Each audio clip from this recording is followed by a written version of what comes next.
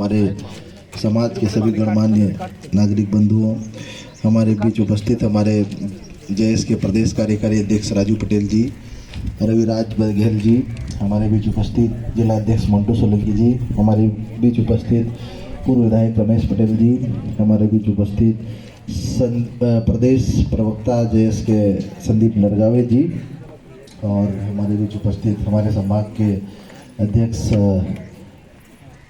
अश्विन भाई सोलंकी जी, और हमारे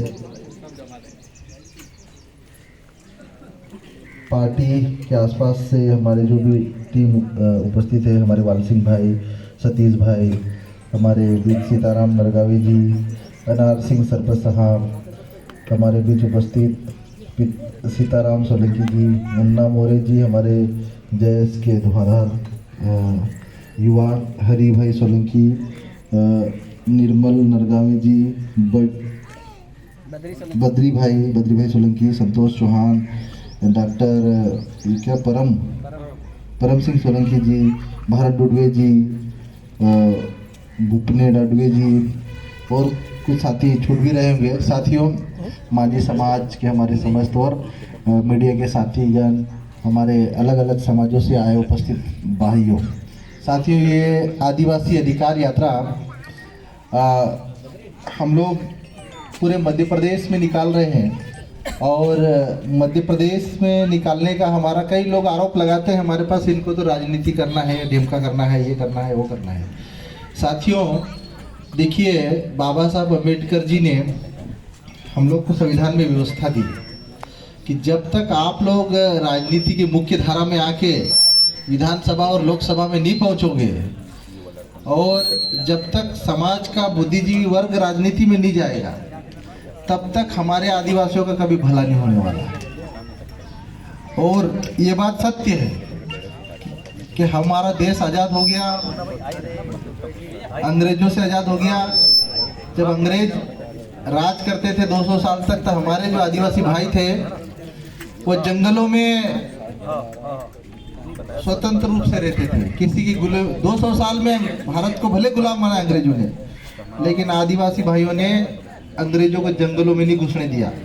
धनुष बाण लेके हर गांव की बॉर्डर पर, जिसको हम काकड़ भी बोलते हैं, बॉर्डर बोलते हैं, और जो जो अलग अलग क्षेत्र में भाषा के आधार पे, किसी भी गांव की बाउंड्री के भीतर अंग्रेजों को हमारे आदिवासी भाइयों ने नहीं घुसने दिया।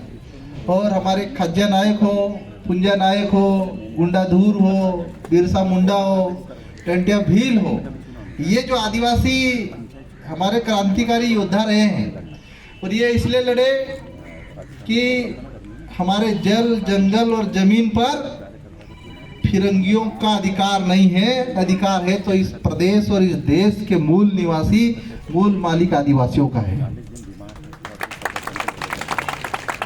और आप लोगों को बता दूं साथियों कि हमारे क्रांतिकारी आदिवासी समाज का जो खून है, कभी भी अंग्रेजों की गुलामी 200 सालों में नहीं स्वीकार किया। लड़े, शान से लड़े, लेकिन अंग्रेजों को 1 इंच जमीन नहीं घुसने दिया।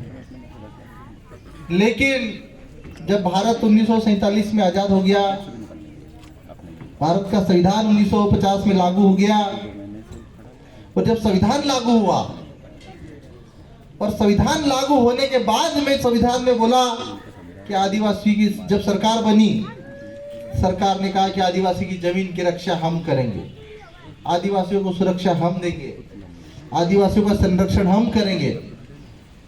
और आजादी के बाद से आज 2023 तक आप लोगों को बता दूं साथियों,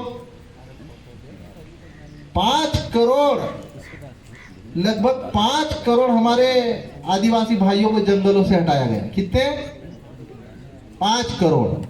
हमारे जंगल छीने, हमारी जमीन छीनी, हमारे गांव खदेड़ा। अभी आप लोगों ने सुना होगा कि वहां पे कूनो में अफ्रीका से मोदी चीता लेके आया, लेकिन वहां चीता तो लेके आया, लेकिन 1999 में वहां पे 25 आदिवासी गांवों को हटाया। तब आप सोचो, इनकी चाल समझो कि इनको वो 25 आदिवासी गांव की जो जमीन थी तो चीता छोड़ना है और चीते के नाम पे आदिवासी की जमीन पे कब्जा करना है, इसीलिए वो चीते लेके आए। अब आप बताओ कि इनके लिए चीता जरूरी है कि आदिवासी ज्यादा जरूरी है? इनके लिए चीता ज्यादा जरूरी है मोदी के लिए। अगर आदिवासी जरूरी होता तो ये 25 गांव हटाते क्या? नहीं हटाते। आज आप लोगों को नहीं पता है, ये आपके पार्टी से लेके इधर वाइल्ड लाइफ सेंचुरी बन रही है, उधर ये पहाड़ के उस पार तो कई गांव को हटा दिया। वाइल्ड लाइफ सेंचुरी के, टाइगर सेंचुरी के नाम पे, सतपुड़ा वाइल्ड लाइफ सेंचुरी के नाम पे महाराष्ट्र के कई आदिवासी गांव को हटा दिया, पता करना। और ये एरिया भी पूरा आपके प्रोजेक्ट में है। और 2024 में अगर ये मोदी आया तो ये मान के चलो कि हमारे आदिवासी भाइयों को ये सब जमीन छीनेंगे ये लोग और हमको कटोरा लेके भीख मांगने के लिए मजबूर करेंगे। उदाहरण के तौर पे ये माझी समाज बैठा हुआ है, मैं आपको झूठ नहीं बोल रहा हूँ, ये माझी समाज बैठा हुआ है। इनकी पीढ़ी दर पीढ़ी भगवान राम के जमाने से ये लोग नाव चलाते थे, मच्छी पकड़ते थे और नदियों पे एक तरफा राज था तो माझी समाज का था। आज इनको पूछो, आज इनकी हालत ऐसी कर दी भारतीय जनता पार्टी ने, कटोरा लेके भीख मांगे ऐसी स्थिति है। दोनों तरफ भगा दिया, नदी के इधर भी पानी में डूब रहे करके भगा, जमीन ले ली। भाई जमीन कैसे छीनी? भाई इन्होंने डैम बनाया सरदार सरोवर गुजरात में, और भगाया कहाँ से? बड़वानी से, मनावर से, कुक्सी से, जो आसपास के इनके जो किनारे थे रोक रखे थे इन्होंने, वो भगा दिए। आप बताओ, डैम बनाना तो छोटा मोटा डैम भी बना लेते भाई, छोटे छोटे डैम बना लेते, उनकी कोई इधर उधर भी नहीं, जमीन भी बच जाती सबकी, गांव को भी नहीं भगना पड़ता। आज हमारे बड़वानी क्षेत्र में कितने गांव विस्थापित हुए, कई लोगों को आज भी मुआवजा नहीं दिया सरकार ने, और कई लोगों ने थोड़ा थोड़ा पैसा लेके जमीन बेच दिया, आज वो कहीं के नहीं रहे। आज जमीन बचेगी तो आदिवासी बचेगा, ये ध्यान रखो। और हमारी लड़ाई ये जमीन को बचाने की है, इसलिए आदिवासी अधिकार यात्रा हम निकाल रहे हैं, समाज को जगाने का काम कर रहे हैं।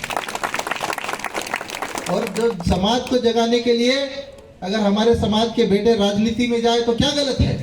आज विधायक डॉक्टर हीरालाल अलावा गया, सबसे ज्यादा विधानसभा में प्रश्न पूछे सरकार से, सबसे ज्यादा आदिवासियों की लड़ाई लड़ी विधानसभा में, कहते कि माझी समाज की भी लड़ाई हीरालाल अलावा ने। और हर समाज, मजदूर, गरीब, किसान जो भी पीड़ित थे उसके दर्द की लड़ाई हमने विधानसभा में लड़ी।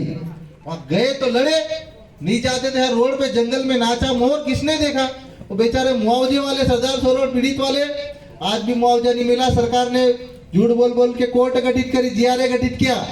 आज भी इनको पूछ लो सरदार सरोवर पीड़ित भाइयों से, आज भी उनके जीआरए कोर्ट